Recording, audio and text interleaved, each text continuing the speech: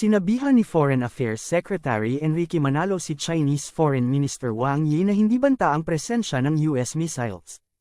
Sa isang forum sinabi ni Manalo, paano maging destabilizing ang presensya ng mga missiles ay temporary lamang. Ang pahayag ni Manalo ay kasunod sa naging statement ni Yi na nakakabahala ang missile system ng Amerika. Ginawa ni Yi ang pahayag sa ginanap na sidelines ng bilateral talks ng ASEAN meeting sa Laos noong Biyernes, August 16. Kung maalala na dineploy ng US ang kanilang missile system sa Pilipinas noong buwan ng Abril kasunod ng joint military exercises ng dalawang bansa. Ito din ang kauna-unahan na nag-set up ang Amerika ng system sa Indo-Pacific region. Ayon kay Wang, ang deployment ng US Intermediate Range Missile System posibleng maging sanhi ng regional tensions. Hindi naman ginamit sa joint drills ng Pilipinas at US ang Typhoon Missile System, Tomahawk Land Attack at SM-6 missiles. Noong nakaraang buwan nangako ang US ng $500 million funding para sa modernisasyon ng Armed Forces of the Philippines at Philippine Coast Guard. Sa ngayon lalong tumataas ang tensyon sa pagitan ng Pilipinas at China hinggil sa territorial dispute sa West Philippine Sea. Alright mga sangkay, yung mga kababayan natin ngayon ay naninilikado at ngayon pinapalikas na nga po sila. Nasa 1,000 daw pong mga Pinoy nais magpalikas. Ngayong alert level 3 na. Doon po sa Lebanon, doon po ito sa Middle East. Alam naman po natin ang nangyayari ngayon mga sangkay sa lugar na yan na mayroon pong kaguluhan. No?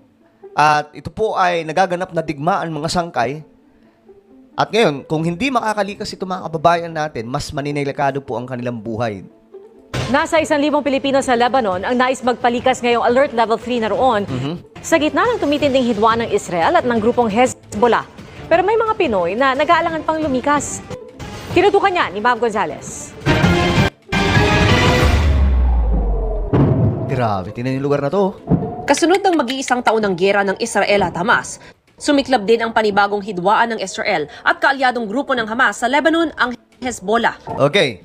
So ayan, hindi pa po kasali dyan yung banta sa Iran. No, mayroon pa pong Iran, mga sangkay. Itong bansang Israel, napapalibutan po itong mga kalaban. Ngayon, syempre maraming Pinoy dyan. Kahit sa Israel, mayroon din po sa Lebanon at saan pa mga bansa dyan sa Middle East. So ngayon at palawak ng palawak ang tensyon, hindi po pwedeng manatili sila sa lugar na yan. Kasi, ang problema niyan kapag nagsara na po yung airport doon po sa Lebanon. Ano na po ang kanilang magagawa kapag nangyari yun? Di andun na lang mga sangkay, ililikas po sila ng ng mas pahirapan na. So ngayon pa lang sana, makaalis na po sila dyan. Tingnan nyo. Sa pinakahuling pambobomba ng Israel sa southern Lebanon, 10 ang namatay, kabilang ang 2 bata ayon sa Hezbollah. Grabe, no? Kahapon pa inihikayat ng Philippine Embassy sa Lebanon ang nasa 11,000 Pinoy roon na alam nyo guys, ganito po ka tindi ang digmaan. Kaya tayo mga sangkay dito sa Pilipinas, huwag natin pong hihilingin yan. May mga nababasa po kasi ako sa komento, mga sangkay, na sinasabi nila, ang tagal naman po ng digmaan. Umpisahan na yan, sinasabi po ng ilan. But remember guys, kagaya ng nangyayari sa mga bansang ito, hindi magugustuhan yan. Especially sa panahon natin ngayon na masyado pong advanced ang technology when it comes to defense. So, mas delikado po talaga. na wag nang hintayin lumala ang giyera at lumikas na hanggat bukas pa ang mga paliparan. Ayun, yun ang sinasabi po natin. Sa 1,000 nagsabing gustong magpalikas, mahigit 300 ang nakauwi na sa Pilipinas. Okay, very good. Good news po yun ha. May 300 na. Yung mga undocumented o di kaya yung mga bagong dating lang sa Lebanon, hindi pa sa regional tensions. Ang Kawawa kailangan naman no? Yung mga yan, mga sangkay, gusto po talaga magtrabaho. Kaya nga lang, sa nangyayaring ito, no choice sila, balik ulit sa Pilipinas. Kaya sana mga sangkay, aprubahan na ng Senado itong economic charter change. Nang sa ganun, mas dumami ang trabaho sa Pilipinas kasi yun lamang ang paraan mga sangkay para magpuntahan dito yung mga dayuhang negosyante at magtayo ng kanilang mga kumpanya. Hanggat hindi po ginagawa yan mga sangkay, kulang talaga ang trabaho dito sa ating bansa. So kapag mangyari na mabuksan po ang ating ekonomiya sa pamamagitan po ng economic charter change na isinusulong nga po ng Kamara at mismo na yung ating Pangulo mga sangkay, yan po ang kanyang gusto. Kapag nangyari ito, magkakaroon po ng matinding pagbubukas sa ating ekonomiya para po sa mga dayuhang negosyante. May makakalaban na po ang mga oligarko. At dahil dyan mga sangkay, dadami po ang trabaho. Siyempre, the more na may competition mga sangkay, gaganda po yung service nito mga kumpanya. At pangalawa, dadami po ang trabaho. So, magbe-benefit yung mga Pilipino. At pangatlo mga sangkay, tataas po yung sahod dyan. Dahil ang mga dayuhang negosyante lamang ang may kakayahang magpasahod ng mas mataas. Kagaya po ng pinupuntahan ng mga Pinoy, di ba? Pupunta tayong abroad. Pupunta yung mga kababayan nating abroad para mag-work. At doon po sila kumikita ng mas malaki. So, ang gagawin lamang kapag nangyari po na mabuksan ang ating ekonomiya sa pamamagitan po ng isinusulong na economic charter change, ang mga dayuhang negosyante ang dadalhin natin dito. Ibig sabihin, yung mataas na sahod galing abroad, dadalhin natin sa Pilipinas. Kaya nga lang ang problema, yung itong Senado, sila Chis Escudero talaga ang problema. So, ewan ko ba, ano ang solusyon natin dyan mga sangkay? Tingnan nyo ang nangyayari. Uuwi yung mga kababayan natin. Ngayon, anong gagawin nila sa Pilipinas? Doon sana ang inaasahan nila na magkakaroon po sila ng maayos na trabaho.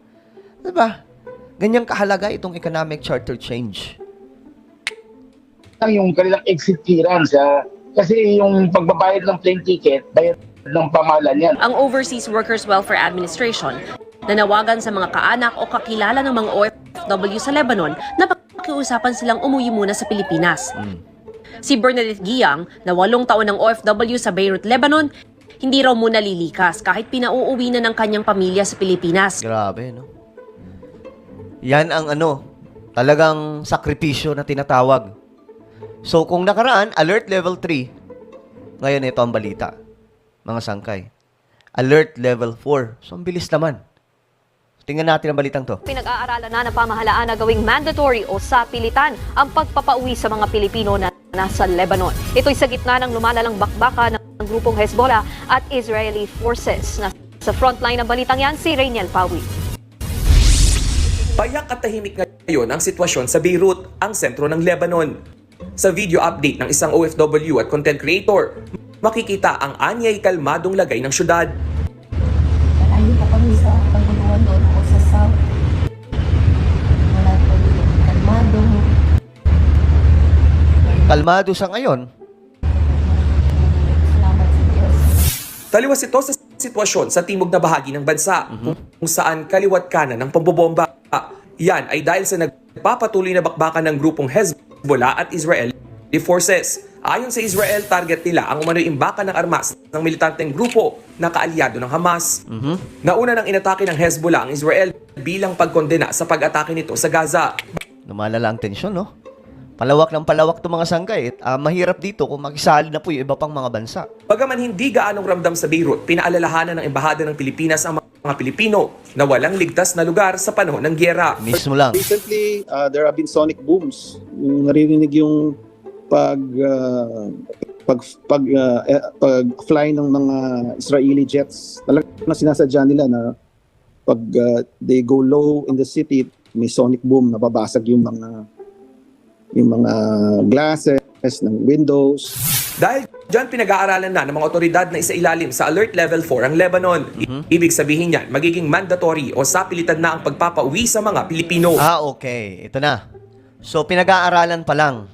Itaas sa Alert Level 4. No? Pag umabot na po sa Alert Level 4, kailangan na po talaga. Mandatory na. So, sa ngayon, Alert Level 3, hindi pa ganun ka-mandatory. Pero, sila na po ay nananawagan na umalis na. Pero pag umabot tayo sa Alert Level 4, mandatory na. Hindi na po sila mananawagan, kundi sapilitan na pong papauwiin ito mga kababayan natin. Pero, ang good news, nasa 300 na po ang napauwi sa Pilipinas. Yun daw po yung mga bagong dating lang doon. So, again, mga sangkay, ito po sana ay bukas po ng kaisipan ng mga senador na buksan na po yung ating ekonomiya sa pamamagitan po ng economic charter change. Para hindi na po pupunta doon yung mga kababayan natin magtrabaho. Dito na lang mismo sa ating bansa, di na nila kailangan pumuntang abroad. Kasi ang iniisip kasi ng mga kababayan, pag mag-abroad sila, doon may mataas na sahod eh. Dito sa ating bansa, mababa lang naman eh. So kapag makita nila na, mataas na pala yung pasahod dito sa Pilipinas. Kasi dahil sa mga dayuhang negosyante, maingganyo na silang hindi mag-abroad. So sana iyan po ang inatupag ng Senado, hindi po yung pakikialaman yung holiday Diba? So yan po yung gusto ng pamahalaan natin. Pag umabot po ng alert level 4, talagang mandatory na, pinapauwi na. We are actually preparing na for in that eventuality kung talagang if it comes to that. Raising alert level 4 is we'll just have to see, we'll have to monitor. Kasi nga po, voluntary repat. Ilan lang po ang nag-avail. How can we force people to to go into these shelters kung ayaw naman nila?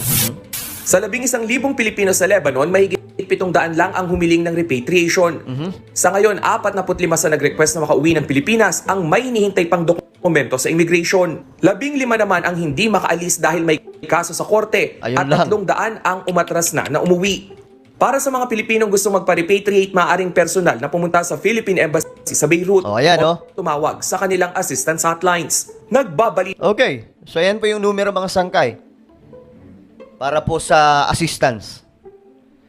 So sana mga sangkay, makauwi din po yung mga kababayan natin kasi I'm sure lalala po ito ng lalala. Lalo pong titindi po ang digmaan dyan. So ano po